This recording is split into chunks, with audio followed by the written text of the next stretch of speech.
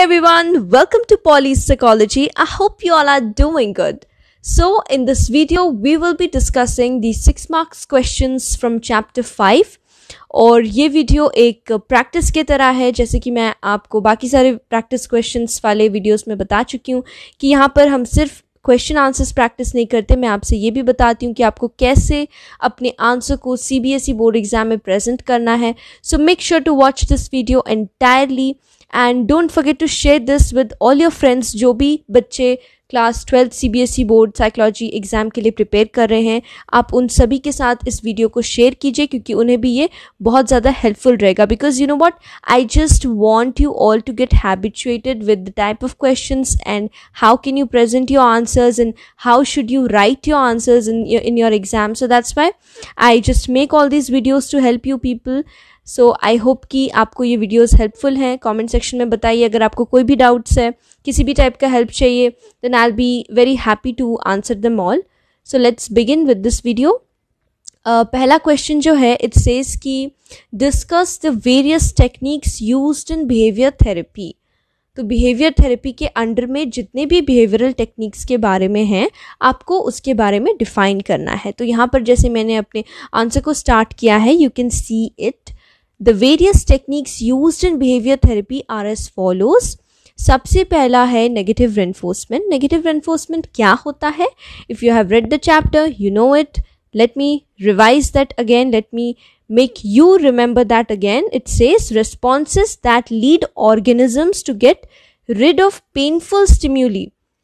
Responses that lead organisms to get rid of painful stimuli or avoid and escape from them provide negative reinforcement. So for example, जब हमें ठंड लगती है तो ठंड क्या है? हमारे लिए एक unwanted सा stimulus है जो कि हमें नहीं चाहिए. We want to get rid of that. वो हमें पेन कॉज कर रहा है. अगर बहुत ज़्यादा एकदम चिल्ली ठंड हो रही है आपके घर में या कहीं पे भी, तो आप क्या करते हैं कि आप तुरंत से जाके अपने वुलन क्लोथ्स पुट ऑन कर लेते हैं, या फिर आपने हीटर ऑन कर लिया, रूम हीटर ऑन कर लिया. तो ये हम क्यों करते हैं? Because we want to avoid that. So that provides negative reinforcement. The responses that lead organisms to get rid of painful stimuli और avoid and escape from them. Second one is the aversive conditioning. It refers to repeated association of undesired response with an aversive consequence. तो aversive conditioning में हम क्या कर रहे हैं कि हम दो चीज़ों का बार बार से उन्हें एक साथ एसोसिएट कर रहे हैं. एक साथ एसोसिएट कर रहे हैं इसका मतलब है कि एक साथ ला रहे हैं दो चीज़ों को. कौन है वो दो चीज़ें? वो दो चीज़ें हैं undesired response with an aversive consequence. जैसा कि मैंने यहाँ पर एग्जाम्पल में मेंशन किया है कि जब एक एल्कोहलिक को, the person who is addicted to alcohol, उसको अगर आपने एल्कोहल से दूर करना है, एल्कोहल छुड़ाना है उससे जो भी उसका हैबिट बन गया उसे चेंज करना है, तो रिहैब सेंटर्स में क्या करते हैं, दे मेक दैट एल्कोहलिक, उसको पहले एल्कोहल का स्मेल देंगे, उसके बाद उसे इलेक्ट्रिक शॉक देंगे. जहाँ जैसे कि मैंने यहाँ पे लिखा है, an alcoholic will eventually give up alcohol if a mild shock is given to him before smelling the alcohol. So क्या होगा कि सबसे पहले वो उसे एक माइल्ड शॉक देंगे, उसके बाद उसे एल्कोहल को स्मेल करने को बोलेंगे. तो बार बार अगर हर दिन उन्होंने ऐसा 3-4 बार किया तो उससे क्या होगा कि उसे अल्कोहल का स्मेल और अच्छा नहीं लगेगा, क्योंकि उसे अल्कोहल के स्मेल से पहले जो वो शॉक है उसका एहसास उसे होने लगेगा, वो उस पेन को फील करेगा और इसी के लिए उसे वो चीज़ को एक्सपीरियंस करने का दिल ही नहीं करेगा. वो अल्कोहल का स्मेल भी नहीं सूंघना चाहेगा. धीरे धीरे मतलब ऐसा होते जाता है. तो इसे प्रैक्टिस के साथ उसे इसी के लिए कंडीशनिंग कहा गया है, क्योंकि इसे जब हम प्रैक्टिस करते हैं बहुत बार, मतलब कई बार हमने किया, एक दो बार से नहीं होता, मल्टीपल टाइम्स जब करते हैं तब ये जो रिपीटेड एसोसिएशन है उसी से काम हो जाता है कि तब इवेंचुअली वो एल्कोहलिक को एकदम से वो अल्कोहल का स्मेल अच्छा नहीं लगेगा, क्योंकि उसे याद आएगा वो माइल्ड शॉक के बारे में जो उसे पहले दिया जाता है. तो इसे कहते हैं repeated association of an undesired response with an aversive consequence. तो अनडिजायर्ड रिस्पॉन्स है यहाँ पर the mild shock and aversive consequence जो है it is the smell of the alcohol. तो एवर्सिव कॉन्सिक्वेंस क्यों हुआ? क्योंकि एक अनडिजायर्ड रिस्पॉन्स हुआ, उसे शॉक मिला, तभी उसे वो चीज़, उसके बाद वाला चीज़ एक्सपीरियंस करने को और मन नहीं करेगा, क्योंकि उसे पता चल जाएगा कि अब अगर मुझे शॉक देने तो मुझे वो चीज़ स्मेल करना पड़ेगा। Next is positive reinforcement. Now if an adaptive behavior occurs rarely, positive reinforcement is given to increase the deficit। इसका मतलब है कि अगर कोई बिहेवियर है वो अच्छा बिहेवियर है, लेकिन बच्चे जो है वो उस बिहेवियर को नहीं करते, ज़्यादा नहीं करते, जैसा एग्जाम्पल में मैंने मेंशन किया है कि जब एक बच्चा अब टाइमली, सपोजिंग उसे शाम के 7 o'clock तक अपना सारा होमवर्क ख़त्म करना होता है, ठीक है, लेकिन अगर उसने 7 o'clock तक शाम का होमवर्क ख़त्म नहीं किया तो पेरेंट्स क्या कर सकते हैं कि वो उसे नेगेटिव रेनफोर्समेंट देंगे। लेकिन अगर उस बच्चे ने होमवर्क कर लिया, जब वो होमवर्क कर लिया उसके बाद अगर आप उस बच्चे का वो बिहेवियर को, उस अडेप्टिव बिहेवियर को इंक्रीज करना चाहते हैं तो आप उसे पॉजिटिव रेनफोर्समेंट भी दे सकते हैं। और यहाँ पर पॉजिटिव रेनफोर्समेंट है कि मदर ने कुछ अच्छा फेवरेट फूड प्रिपेयर कर दिया बच्चे के लिए, तो फिर क्या होगा कि वो बच्चा जो है वो बहुत हैप्पी हो जाएगा और दूसरे दिन भी उसे ऐसा लगेगा कि आज भी जो है मेरी मम्मा मेरा फेवरेट आइटम बनाने वाली हैं, फेवरेट फूड बनाने वाली हैं, इसी के लिए मुझे जल्दी जल्दी होमवर्क ख़त्म करना है। तो इसे कहते हैं पॉजिटिव रेनफोर्समेंट। जब आप एक अच्छी चीज़ देते हो बदले में, किसके बदले में? एक अच्छा जो अडेप्टिव बिहेवियर है जो उस पर्सन को करना चाहिए, जब वो करते हैं आपको खुश लगता है और आप उसे अच्छा चीज़ रिवॉर्ड में देते हो, that is positive reinforcement. Next is the token economy. Persons with behavioral problems can be given a token as a reward every time a wanted behavior occurs. The tokens are collected and exchanged for a reward such as an outing for the patient or a treat for the child. तो supposing एक अच्छा behavior उन्होंने किया, जो task आपने दे रखा था उन्होंने उस टास्क को पूरा किया, तो आप उन्हें टोकन देंगे और वीक के एंडिंग में उनका जितना टोकन बढ़ता जाएगा, या फिर पर डे भी होता है, अगर टोकन में कोई एक रिवॉर्ड है तो उसे एवरी टाइम द पर्सन वो बिहेवियर को शो करता है, बिहेवियर को करता है तो उसे रिवॉर्ड दिया जाता है। और उस टोकन में कुछ भी हो सकता है, जैसे कोई ट्रीट हुआ या आउटिंग फॉर द पेशेंट हुआ। Next is differential reinforcement. Reinforcement का मतलब तो अभी तक आप समझ गए कि नेगेटिव होता है, पॉजिटिव होता है। डिफरेंशियल क्या होता है? Unwanted behaviour can be reduced and wanted behaviour can be increase through this technique. One is to positively reinforce the wanted behaviour and negatively reinforce the unwanted one. तो इसका मतलब क्या है कि जब कोई अडेप्टिव बिहेवियर कर रहा है, आपको उसका बिहेवियर अच्छा लगा, उसे पॉजिटिवली रेनफोर्स करो। दूसरा, अगर कुछ गलत काम कर रहा है तो उसे नेगेटिवली रेनफोर्स करो। दूसरा टेक्निक आप ये कर सकते हैं कि अच्छे वाले बिहेवियर को पॉजिटिवली रेनफोर्स कर सकते हैं और दूसरे वाला जो नेगेटिव बिहेवियर है उसे आप इग्नोर कर सकते हैं। ये दो तरीके से आप डिफरेंशियल रेनफोर्समेंट का अप्लाई कर सकते हैं in order to change the behaviour. Last one is the sixth one, principle of reciprocal inhibition. What is this? This principle states that the presence of two mutually opposing forces at the same time inhibits the weaker force. Thus, the relaxation response is first built up and mildly anxiety-provoking scene is imagined and the anxiety is overcome by the relaxation. तो यहाँ पे क्या हो रहा है कि दो mutually opposing forces at the same time हैं। ये प्रिंसिपल में उस पर्सन के अंदर में दो म्यूचुअली अपोजिंग फोर्सेस का मतलब है कि दो फोर्सेस है जो बिल्कुल भी एक दूसरे के साथ एक साथ नहीं रह सकते। ओके, जहाँ पर ऐसे बोलते हैं ना कि जहाँ पर नॉलेज होता है वहाँ फियर नहीं होता, ये एक कोट है।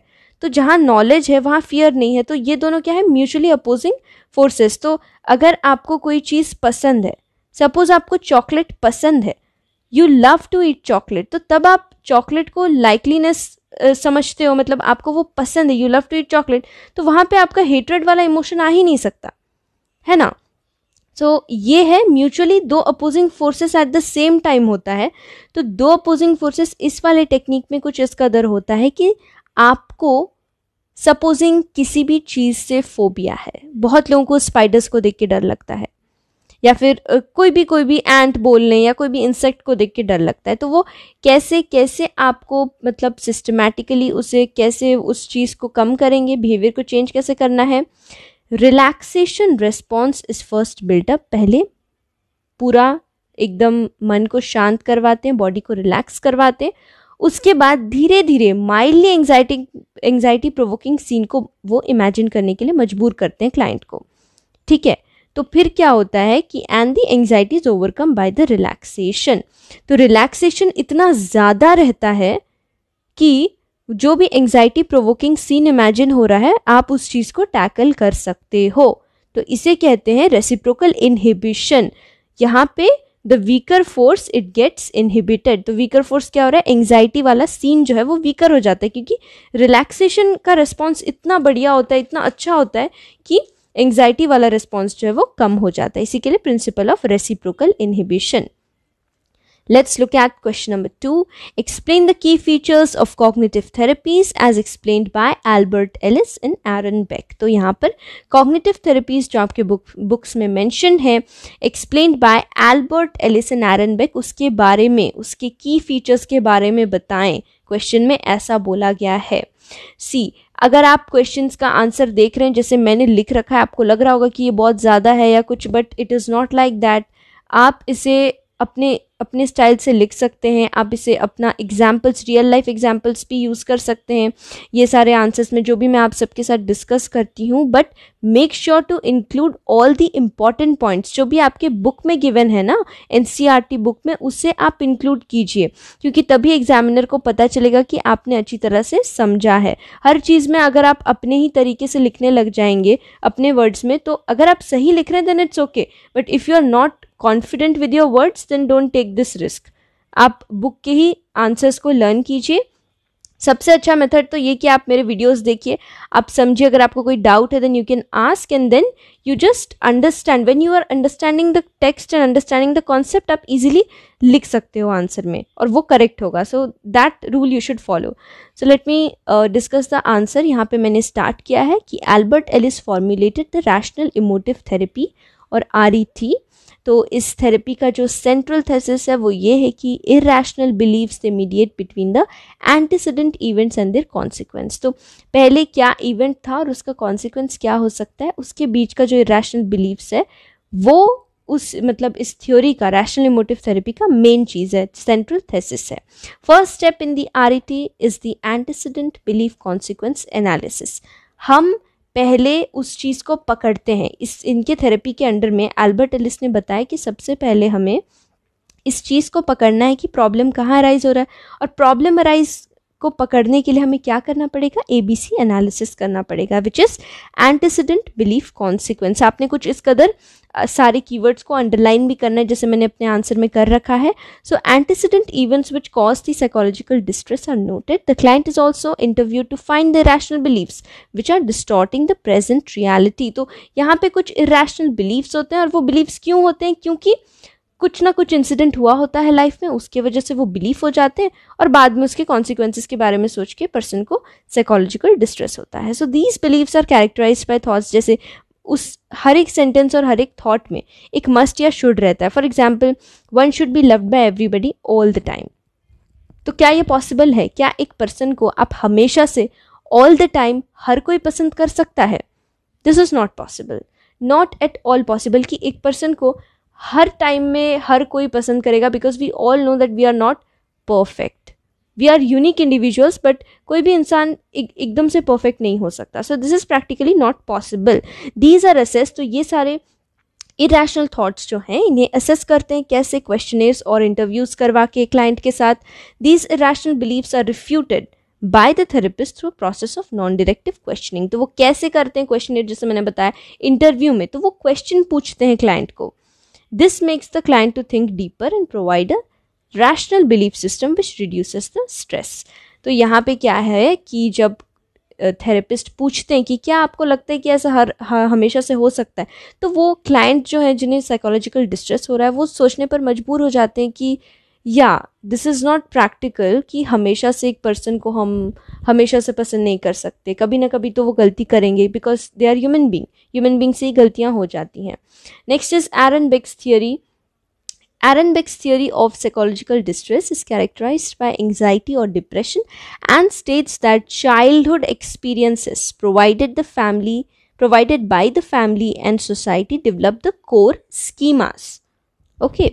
विच include beliefs and action patterns in the individual. तो इनके थ्योरी का जो मेन पॉइंट है, मेन सेंट्रल थेसिस है, वो ये है कि जो भी साइकोलॉजिकल डिस्ट्रेस अराइज होता है, या आप एंग्जाइटी कह लें या डिप्रेशन बोल लें या डिफरेंट टाइप ऑफ डिसऑर्डर्स भी हैं, उसका मेन इनिशियल जो स्टेज था वो कहीं ना कहीं हमारे चाइल्डहुड एक्सपीरियंसेस में होता है। और चाइल्डहुड एक्सपीरियंस कहाँ से, जब ऑफकोर्स जब बच्चे छोटे होते हैं तो उनका सोशलाइजेशन कहाँ तक होता है, उनके फैमिली में होता है, उनके सोसाइटी में होता है, उसके बाद स्कूल में होने लगता है। So first is the family members. तो आइदर आपके फैमिली में कोई ऐसा इंसिडेंट हुआ होगा या आपको कुछ ऐसा एक्सपीरियंस करने को मिला होगा जो कि बचपन से आपको पता नहीं चला, लेकिन वो आपके मन में एक कोर स्कीमा के तहत बन गया है, एकदम से वो एक कोर्स स्कीमा फॉर्म हो गया है, एक मेंटल कैटेगरी फॉर्म हो गया है, which includes the beliefs and action patterns, जिसके मुताबिक आप बिलीफ रखते हो, अपना एक्शन आप अपना एक्शन पैटर्न को जो है वो मेंटेन करते हो, आप ये नहीं जान पाते। Hence a client who was neglected by the parents, जहाँ पे मैंने लिखा है यहाँ पे, as a child develops the core schema of I am not wanted by anyone during the course of life. अगर ऐसा हुआ कि सपोजिंग एक बच्चा है, उसके पेरेंट्स बिजी रहते हैं, वर्किंग पेरेंट्स हैं, तो वो अपने चाइल्ड को उतना ज़्यादा टाइम नहीं दे पाते, तो बच्चे के मन में क्या होता है कि वो बाकी अपने फ्रेंड्स को देखता है, अपने कजन्स को देखता है, और उसे लगता है कि जैसे मेरे पेरेंट्स मुझे नेग्लेक्ट कर रहे हैं, and that child will slowly start to think कि I am not wanted.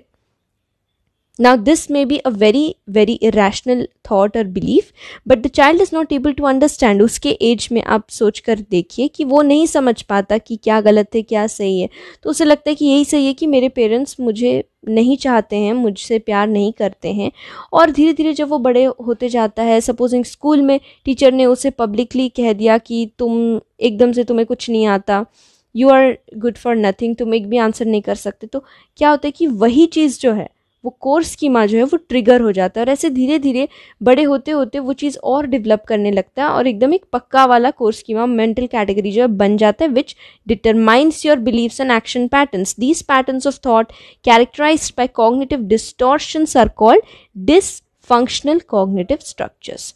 Therefore, the therapist uses gentle questioning which makes the client to think in a direction opposite to the negative thoughts. तो for example यहाँ पर भी therapist जो है वो gentle questioning use करते हैं, और पूछ सकते हैं जैसे why should every one love you, आप बताओ कि हर किसी को आपसे क्यों प्यार करना होता है, या हर कोई आपको क्यों चाहेगा, आपके अंदर वो क्या क्वालिटीज़ हैं जिसकी वजह से। तो फिर पर्सन जो है, क्लाइंट जो है, जिन्हें भी ये प्रॉब्लम हो रखा है साइकोलॉजिकल डिस्ट्रेस का, वो सोचेंगे कि क्या सही में हर किसी को मेरे साथ रहना चाहिए या मुझे पसंद करना चाहिए, तो फिर वो अच्छी तरह से रैशनली अपना थॉट प्रोसेस को चला पाएंगे। So the aim of this therapy is to achieve cognitive restructuring which reduces the psychological distress. Make sure that you write this keyword, that cognitive restructuring is the aim of the therapy of Aaron Beck's cognitive therapy. Next question is, in the past 25 years, yoga and meditation have gained popularity as treatment programs for psychological distress. Discuss about the alternative therapies to reduce psychological distress. तो ये chapter 5 का last part है, तो जहाँ से मैंने question बनाया है, alternative therapies are so called because alternative therapies हम क्यों कहते हैं, क्योंकि they are alternative treatment possibilities to the conventional drug treatment और psychotherapy.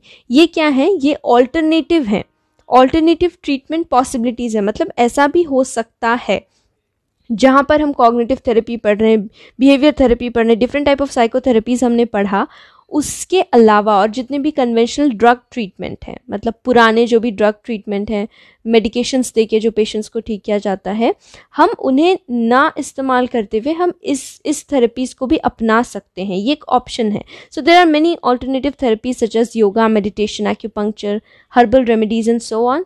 So yoga is an ancient Indian technique, आपको पता होगा, और ये अष्टांग योग ऑफ पतंजलि's योगा सूत्रस में मेंशन्ड है। योगा में बेसिकली क्या इंक्लूडेड है, it includes asanas, it includes stretching exercises जो कि आसनास ही हैं, इट ऑल्सो इंक्लूड्स प्राणायाम जिन्हें हम ब्रीदिंग टेक्निक्स बोलते हैं। नेक्स्ट इज मेडिटेशन, ये आपको पता होगा कि कैसे हम आइदर एक थॉट या एक ऑब्जेक्ट या फिर किसी एक पर्टिकुलर बॉडली प्रोसेस में अपना अटेंशन को फोकस करते हैं, या फिर ऐसा भी हो सकता है कि हम किसी मंत्र को चैंट करके मेडिटेशन करते हैं। एक दूसरे टाइप का मेडिटेशन भी मेंशन है आपके बुक में, जिसे विपासना मेडिटेशन कहते हैं, where there is no fixed object और thought to hold the attention. It is also known as mindfulness based meditation. इसका मतलब है कि कोई भी इस वाले मेडिटेशन में कोई पर्टिकुलर थॉट या ऑब्जेक्ट या मंत्र पे आप फोकस नहीं कर रहे होते। आप जस्ट अपने आँखों को बंद करके अपना अटेंशन को डिफरेंट आपके बॉडीली प्रोसेसेस जो भी चल रहे हैं आप उसमें फोकस करते हैं, और जो भी आपके माइंड में थॉट्स आ रहा है या कुछ भी चल रहा है मन में, आप उस चीज़ में फोकस करते हैं। Now the rapid breathing technique next is the Sudarshan क्रिया yoga. It is found to be a beneficial, low risk and low cost remedy to cure different type of psychological distress and related problems. Next is Kundalini Yoga. It is basically taught in the USA. ये है India से originated, but USA में ज़्यादा popularity है इसका. As mentioned in the book, it has been found to be effective in treatment of mental disorders like the obsessive compulsive disorder. And ये क्या करता है बेसिकली कुंडलिनी योगा में, दे कंबाइन प्राणायाम और breathing techniques with chanting of mantras. So इसी के वजह से जो है डिफरेंट टाइप ऑफ हीलिंग होता है बॉडी में, और ये चीज़ जो है साइंटिस्ट ने प्रूव भी किया है. जितने भी ऑल्टरनेटिव थेरेपीज़ हैं उसमें कोई ना कोई तो बेनिफिट्स होता ही है अपार्ट फ्रॉम साइकोथेरेपी, क्योंकि जो भी डिस्ट्रेस चल रहे हैं, साइकोलॉजिकल प्रॉब्लम्स चल रहे हैं, उन्हें ठीक करने के लिए हम साइकोथेरेपी का यूज़ करते हैं, बट ये सारे ऑल्टरनेटिव थेरेपीज़ का भी यूज़ हम कर सकते हैं. So that's all for this video. I hope you all like it. Please don't forget to give it a thumbs up, give this video a thumbs up, and share it among your friends and subscribe to my channel. Thank you for watching.